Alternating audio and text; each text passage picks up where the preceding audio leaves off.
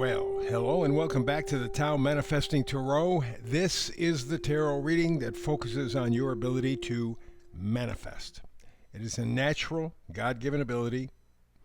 We really don't develop it. Some people may, but most of us do not. Yeah, we know we have that potential, but we don't really exercise. And like a muscle, your ability to manifest needs to be used and developed. So, what I do here, my main goal, I don't predict. What tarot is best at is potential. Because it has to do with your ability to adapt, to react, to be flexible. And one of the first things, and nobody, whoever does tarot or any of this other stuff tells you, is that I believe fate, luck, fortune is instrumental in all of our lives. And no matter how crappy your life may be, you still have elements of luck. Meeting certain kind of people, having certain kind of parents, having certain kinds of educational or life experiences. Even if you have a crappy life, it could even be worse. Although I have to say there are some people who live lives, if you want to call it that, who really could not be thinkably worse. But for the most part, the vast majority of us have luck operating in every aspect of our life, and that includes the maniacal jerks known as billionaires. They're going to go, well, it's hard work and it's bullshit. A lot of people today who are now billionaires inherited their money. They didn't do a goddamn thing for it, except they had luck. They were born into the right family, the right circumstances. And in fact, the truth be known, that for all that wealth, they often live an empty life. Because life is not based on money. I know we're told that. I know we're brainwashed with that. But that's not true. We are given a certain path. You can determine that using astrology right from the day that you're born. The moment that you're born, you can kind of lay out your path.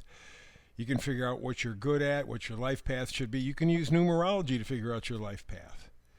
And if you're going to manifest, I would suggest finding your life path number, using your astrological chart. You got the North Node, the Ascendant, Moon, house placements. Figure out, if it's even any question for you, find out where your strengths are.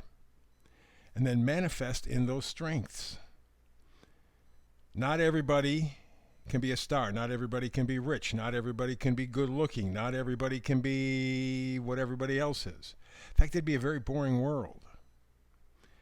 Think of life as a jigsaw puzzle. Think of civilization, people as a jigsaw puzzle. And you have different little parts that all put together make a picture.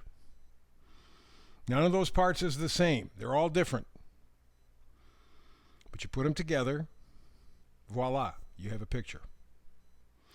And that's the way humanity is. So you need to find out, okay, what's my life destiny? For me, I'm a life number 6. If you know numerology, that has to do with healing. Very important. So I spent a lot of my life dealing with my own health. I have a ruling planet is Jupiter. It's retrograde in Pisces.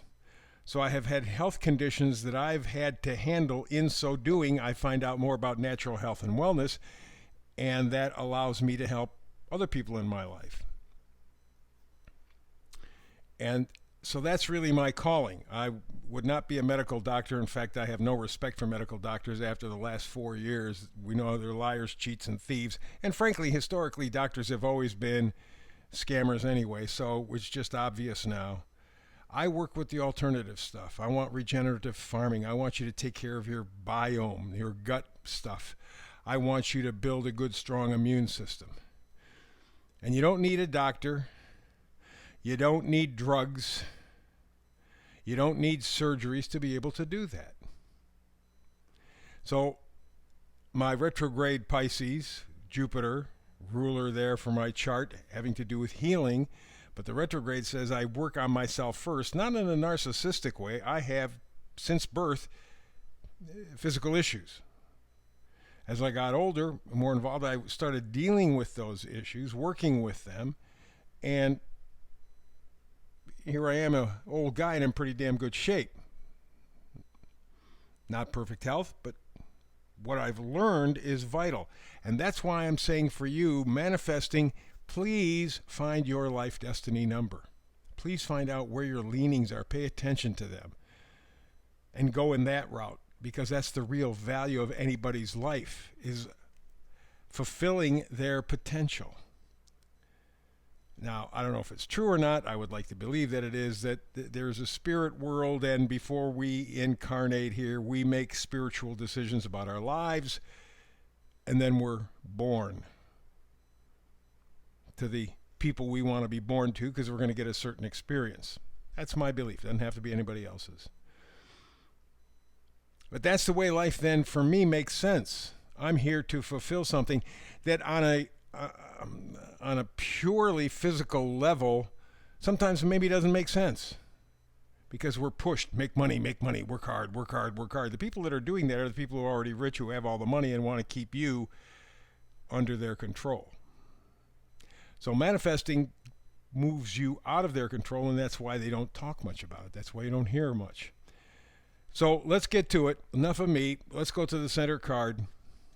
It's the Oracle card, and today it's all that glitters. The expression is all that glitters is gold.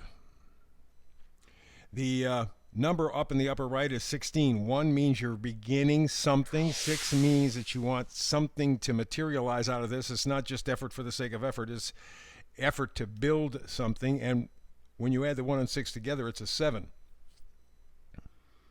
So without me even realizing it, as I'm going off into this little monologue of mine a moment ago, what I was talking about is exactly what this is about. Materializing something that may not be material, or may not be what is being sold to us, that all that glitters is gold. Let's talk about that. You can make a fortune and lose it, and make a fortune again. Lose it and make a fortune again. Again, it depends on luck. If that's your life path, is having physical resources, you can do that. A lot of people who are very rich have done that. They've been broke, they've been rich. They've been broke, they've been rich. You can get that back. One thing that you can never get back is time.